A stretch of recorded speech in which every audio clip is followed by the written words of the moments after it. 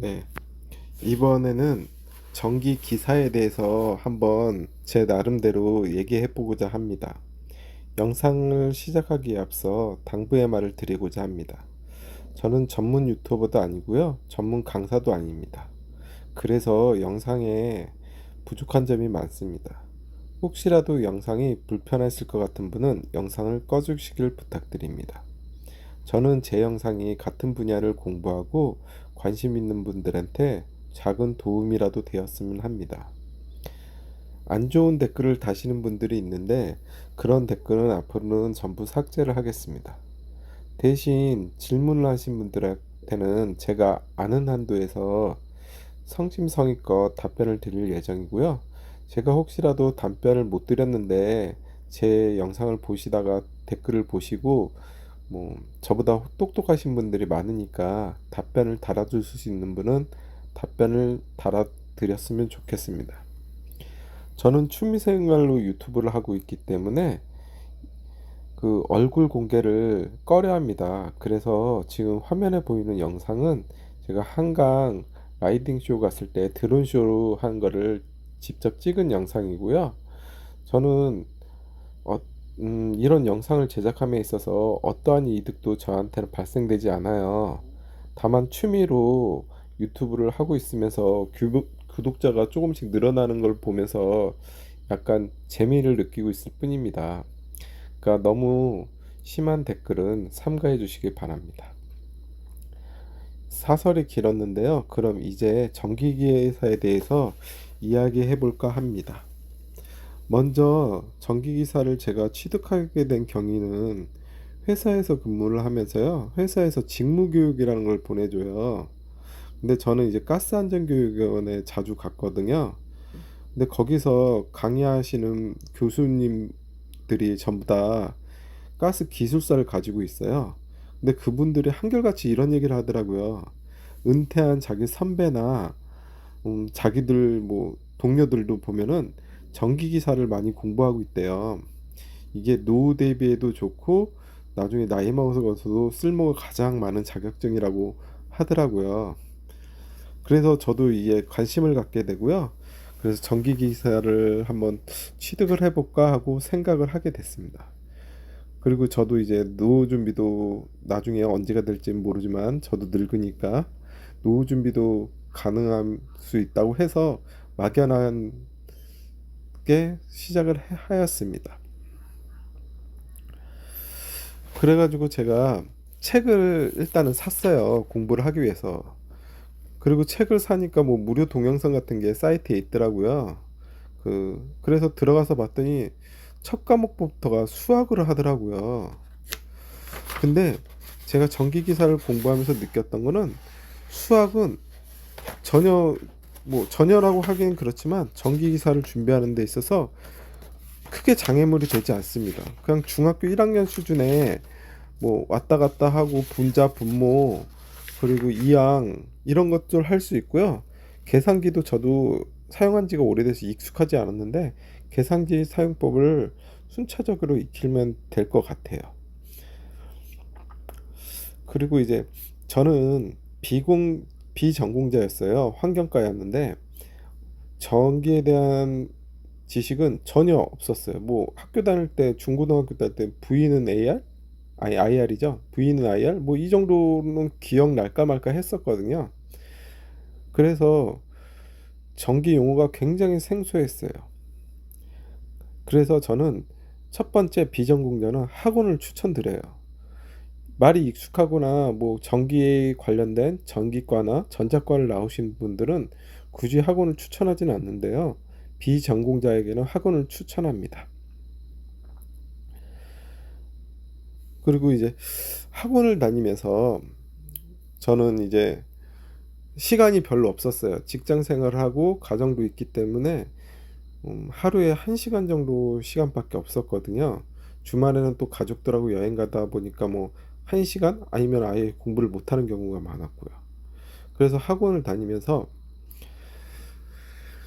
최대한 공부를 하려고 노력은 했어요. 근데 학원에서 중요한 얘기를 하더라고요. 학원 강의할 때 절대 필기를 하지 말라고 하더라고요. 그 학원은 필기를 하는 시간에 오히려 자기 말을 놓칠 수가 있다고 자기 말을 더 집중해서 들으라고 하더라고요.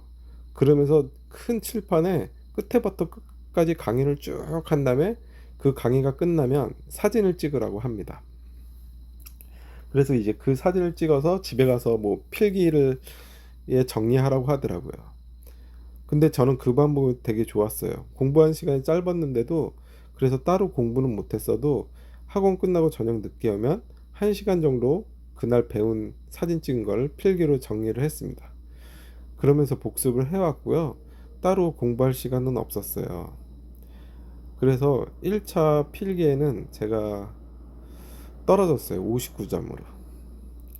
근데 이제 1차 필기 때도 제가 하고 싶은 얘기는 뭐냐면, 전기 기사하고 산업 기사가 있으면 전기 기사 준비하시는 분들이 대부분 산업 기사를 준비하시더라고요. 같이 준비하시더라고요.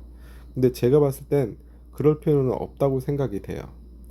왜냐면 전기 기사를 준비하시는 분들이 전기 기사 뭐 기출 문제집을 보지 산업 기사 기출 문제집을 보지 않아요. 그러면 문제가 틀려요. 미묘하게. 이론을 빠삭하게 공부하시는 분은 산업 기사를 보셔도 되죠. 근데 이렇게 단기간에 기출로 위주로 공부하시는 분은 산업기사를 볼 필요가 없어요. 저도 1차에서 59점으로 떨어졌지만 산업기사는 그보다 점수가 더 낮은 52점이었어요. 그래서 그 이유는 산업기사를 공부하지 않았습니다. 그 필기 같은 경우에는 과목별 공략이 중요해요. 1과목이 전기 자기학인데 자기학에 시간을 너무 많이 투자할 필요가 없다고 생각됩니다. 자기학은 깊게 들어가면 너무 어렵고요. 그래서 그런지 단순 공식 고르는 문제, 이런 문제들이 많이 나와요. 그러니까 단순한 문제들을 위주로 공부하시고요.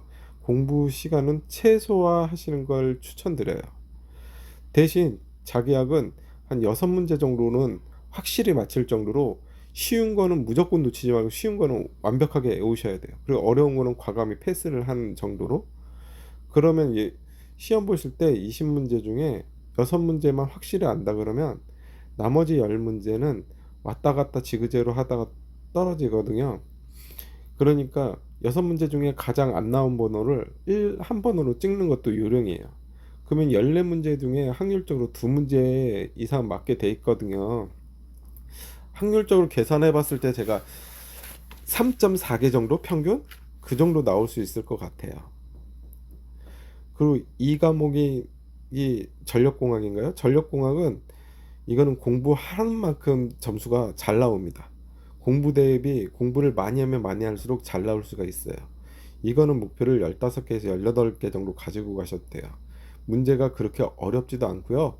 공부도 할 만하고 공부를 한 만큼 점수가 잘 나오는 과목이에요. 그리고 더욱 중요한 거는 2차에 자기학은 안 나옵니다. 그래서 1차에 집중할 필요가 없어요. 과락만 면하면 돼요. 하지만 전력공학은 2차에 나옵니다. 그러면 전력공학을 잘 해놓으면 2차를 그만큼 수월하게 준비할 수가 있겠죠. 그 3과목인가요? 제가 과목 순서는 틀릴 수도 있어요. 오래돼 가지고. 회로와 회로와 자동 제어인데, 이 부분에서 저는 기사를 한 번 더 추천하고 싶어요. 산업 기사는 회로만인데 기사는 회로 및 자동 제어예요. 근데 자동 제어가 쉽거든요. 뭐 도표 같은 거 하나에서 그걸로 연결하면은 거의 대부분 문제가 나올 정도로 매우 쉬워요. 그래서 그냥 회로를 시험 보는 산업 기사보다 회로 및 자동 제어를 시험 보는 기사가 더 쉬운 것 같아요. 그러니까 기사가 더 필기에선 유리할 수가 있죠. 그리고 그 다음에 전기기기인가, 그런데 전기기기는 다음에 설명하고요. 먼저 법규부터 설명할게요. 지금 전력 설비 기준인가 뭐 이렇게 바뀌었죠. 법규 같은 경우는 표를 잘 정리해야 돼요. 표를 잘 정리해 가지고 표대로 자기가 요령만 알면요, 이것도 15개 이상 나올 수 있다고 생각합니다. 이건 단수 암기이기 때문에요, 어디든지 법규는 단수 암기예요. 근데 전기는 표로 잘 정리해야 돼요. 그리고 제가 학원을 추천한다 그랬잖아요. 그 한 가지 이유 중에 또 하나는 이겁니다. 법규를 두 장 정도, 두세 장 정도 프린터물로 학원에서 정리된 걸 줬는데 굉장히 정리가 잘 돼 있어가지고 이것만 보면 법규를 어느 정도 점수가 나올 수 있을 정도였어요. 근데 저는 암기를 잘 못해서 법규 점수가 낮게 나오긴 했는데, 음, 법규는 정리를 잘하면 15개 정도 나옵니다. 그 이제 문제는 전기 기기인데요. 이 기기는 제가 봤을 때, 제 기준으로 봤을 때 굉장히 어려웠어요. 공부를 해도 효과는 덜하는 것 같고, 그렇다고 공부를 안 할 수도 없고, 그래서 전기는 가장 중요한 것 같아요. 전기 기기가 가장 시험 볼 때 가장 중요하다고 생각합니다. 여기서 고득점을 맞는다 그러면 합격이 수월할 거고요. 여기서 점수가 낮다 그러면은 합격하기 힘들 수도 있습니다. 그래서 전기기기는 딱 60점 정도 목표로 가지고 하시면 됩니다. 회로 및 자동 제어를 목표 점수를 얘기를 하는데요. 이것도 15개 정도 가져가시면 됩니다. 그러면 한 65개, 63개에서 65개 정도, 66개 정도 나오거든요. 그러면은 뭐 살짝 아니, 합격권에는 들 수가 있습니다. 과목별로는 이렇고요. 다음에는 실기에 대해서 말씀드리자 보면, 실기도 저는 학원을 다녔어요. 실기도 한 번 떨어졌거든요. 필기도 한 번 떨어지고. 근데 이거는 뭐 왜 이렇게 뭐 그렇게 많이 떨어지면서 네가 뭐 잘났다고 이런 영상을 올리냐 할 수도 있겠지만, 제 나름대로 사실 공부를 많이 하진 못했어요. 제가 뭐 다른 영상 보시면 자격증도 많겠지만 자격증은 1년에 하나를 목표를 가지고 있어요. 왜냐면 저는 자격증에 올인하지 않거든요. 사실 저한테는 자격증이 지금 당장은 굳이 필요가 없어요. 하지만 뭐 성취감도 느끼고 정년 후에 좀 쓸 수 있을까 싶어서 자격증을 취득하고 있는 거고요. 남는 시간에 합니다. 그렇다고 남는 시간에 해서 제가 놀면서 자격증 따내 이런 건 아니에요. 왜냐면 기간을 길게 가지잖아요. 남들 3개월 공부할 거를 시간을 저는 1년으로 나눠서 공부하신다면 고 보면 돼요. 그러면 장점이 또 한 가지가 있어요. 3개월에서 나눠서 진짜 하루에 10시간씩 3개월 동안 열심히 해가지고 합격하시는 분도 있겠지만 아무리 열심히 공부해도요, 자격증 운이 없으면 취득하기가 힘듭니다. 신출에서 많이 나오고 출제자를 꽈서 많이 내면요, 3개월을 10시간씩 공부해봤자 붙을 수가 없어요, 운이 나쁘면. 하지만 그 3개월씩 10시간 하던 거를 그 시간을 1년을 쪼개서 매일 조금씩, 대신 매일 조금씩 하셔야 돼요. 너무 장기간 손을 놓고 있으면 안 돼요. 왜냐면 한 거를 잊어버리거든요. 매일 조금씩, 그리고 하루 이틀 건너뛰더라도 꾸준히 1년 동안 하다 보면요, 어느 정도 공부량이 쌓이고요. 그리고 운 좋게 1년에 3번 시험이 있잖아요. 3번 중에 운 좋은 시험에 한 번 걸릴 수도 있어요. 어떻게 보면 운빨이기는 하는데요. 그래서 저는 이제 그렇게 하루에 10시간씩 주말에 몇 시간씩 도서관에서 공부할 자신도 없고요. 그런 여건도 안 됩니다. 대신 이제 꾸준히 합니다. 아, 말이 좀 길었는데요. 그럼 이제 실기 공부 방법은 제가 전기뿐만 아니라 모든 자격증을 그런 식으로 공부하는데요. 너무 긴 연도는 선호하지 않아요. 30개년 이런 건 선호하지 않아요. 뭐 10개년 정도, 그 정도 10개년 전후가 제일 적당한 것 같고요. 너무 옛날 문제는 나오지도 않고요. 법도 계속 변경이 되면서 뭐 기준이 틀려져서 안 나올 수도 있고 이래요. 그런데 이제 30개년 해도 괜찮다고 한편으로 생각하는 게, 10개년이 100문제라고 치면 30개년은 100문제, 300문제가 아니에요. 연수가 3배라도 났던 300문제가 아닌 이유는 중복되는 문제들이 많이 빠지거든요. 그러면 한 200문제뿐만이 안 돼요. 근데 폭은 넓어질 수가 있겠죠. 근데 30개년 동안 한 번, 두 번 나온 문제를 공부하기는 너무 힘들어요. 그렇기 때문에 저는 10개년 정도 추천하고요. 제 공부 방법은 일단 이렇습니다. 제가 환경 전공이지만 뭐 여러 가지 자격증을 가지고 있어요. 다른 영상 보시면 아시겠지만 처음에 실기책을 접하면 잘 몰라요. 그러면 저는 고민하지 않습니다. 문제 읽고 답을 풀어보고 문제 읽고 답을 보고 문제 읽고 답을 읽고 한번 최대한 빠르게 한번 1회독을 합니다. 2회독 때부터는 풀기 시작합니다. 하지만 거의 풀 수 있는 문제가 없어요. 하지만 그 중에서도 쉬운 문제는 몇 개 풀리겠죠? 그래서 예를 들어서 10개를 공부하는데 300문제다. 그러면 1회독을 읽어보고 2회독 할 때는 맞출 수 있는 거는 3분의 1 정도밖에 안 됩니다. 그럼 200문제 정도 틀리잖아요. 그럼 200문제 틀린 거를 다 체크해 놨다가 맞은 100문제는 안 보고요. 틀린 200문제만 봅니다. 그럼 200문제 보다 보면은 이번에는 세 번째 보는 거잖아요. 한번 1회독 대충 읽은 것까지. 그러면 200문제에서도 한 50문제 맞아요. 그러면은 또 150문제는 또 틀릴 거 아니에요. 그러면은 다음번에는 그 150문제를 봅니다. 그렇게 순서대로 계속 줄여가서 하나도 틀리지 않을 때, 그러면 다시 처음부터 전 문제를 풀기 시작합니다. 그렇다고 다 맞지는 못해요.